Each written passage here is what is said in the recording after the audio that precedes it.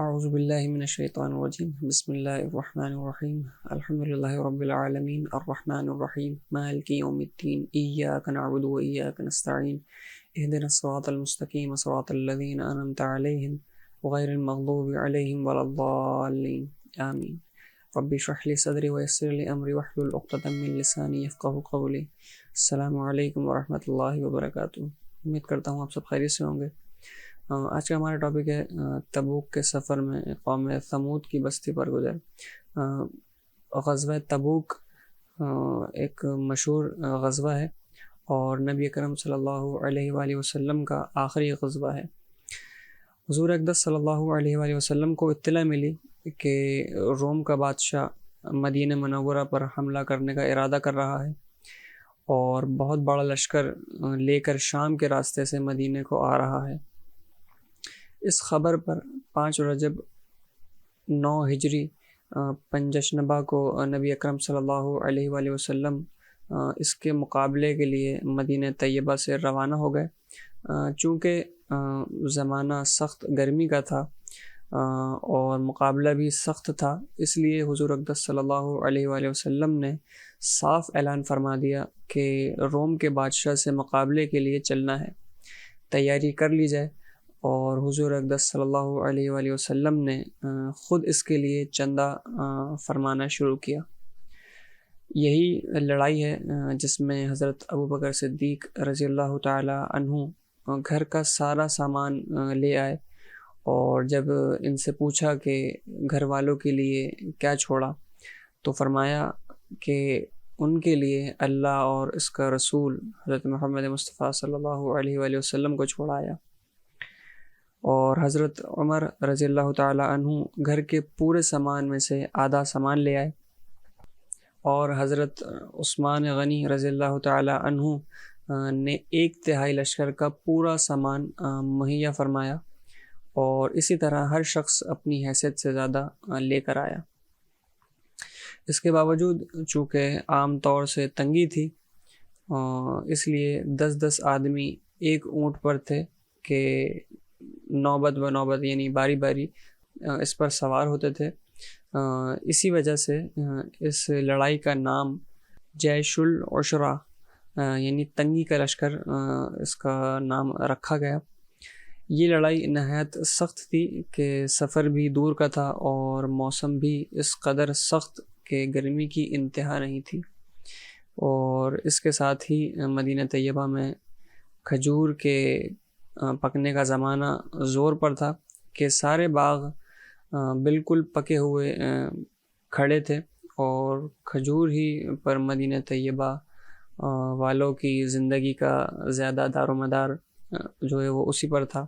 کہ سال بھر کی روزی جمع کرنے کا گویا یہی زمانہ تھا۔ ان حالات میں یہ وقت مسلمانوں کے لیے نہایت سخت امتحان کا تھا کہ ادھر اللہ کا خوف، حضور صلی اللہ علیہ وآلہ وسلم کا ارشاد جس کی وجہ سے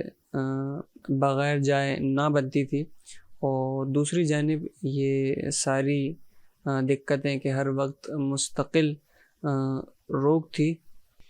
بالخصوص سال بھر کی محنت اور پکے پکائے درخت کا یوں بے یار و مددگار چھوڑ جانا کتنا مشکل تھا وہ ظاہر ہے، مگر اس سب کے باوجود اللہ کا خوف ان حضرات پر غالب تھا۔ اس لیے بجز منافقین اور معذورین جن میں عورتیں اور بچے بھی داخل تھے، اور وہ لوگ بھی جو بضرورت مدینہ طیبہ میں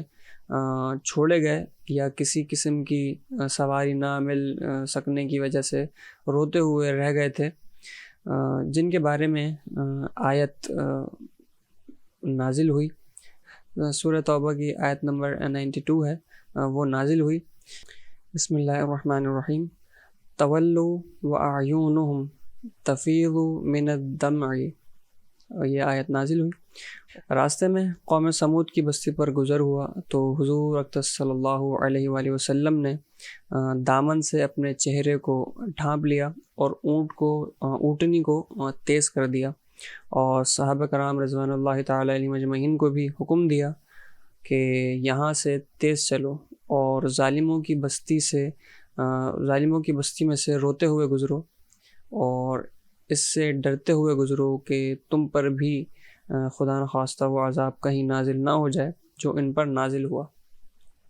اللہ کا پیارا نبی حضرت محمد مصطفیٰ صلی اللہ علیہ وآلہ وسلم اور لاڈلا رسول حضرت محمد مصطفیٰ صلی اللہ علیہ وآلہ وسلم عذاب والی جگہ سے گزرتے ہوئے خوف کھاتے تھے، خوف کرتے تھے، اپنے صحابہ کو بھی ان کو بھی حکم فرماتے تھے کہ یہاں سے گزرو تو اللہ سے پناہ مانگو اور روتے ہوئے گزرو، جیسا کہ ابھی ذکر گزرا، اور اپنے جانثار دوستوں کو جو اس سخت مجبوری کے وقت بھی جانثاری کا ثبوت دیتے تھے اور روتے ہوئے جانے کا حکم فرماتے کہ خدا نخواستہ وہ عذاب ان پر بھی نازل نہ ہو جائے۔ یہ خوف کن کا ہے؟ جن کے لیے یہ دونوں جہاں بنائے گئے ہیں، ان صحاباؤں کے لیے جو حضرت محمد مصطفیٰ صلی اللہ علیہ وآلہ وسلم کے راستوں پر چلے، اللہ کے حکم کو مانتے ہوئے اپنا گھر بار، بیوی بچے سب کچھ چھوڑ کے دین کے لیے آگے چلے، یہ ان کا خوف ہے۔ اور ہم لوگ کسی بستی میں گزریں جہاں پہ زلزلہ آ جائے تو اس کو سیرگاہ بنا لیتے ہیں، کھنڈروں کی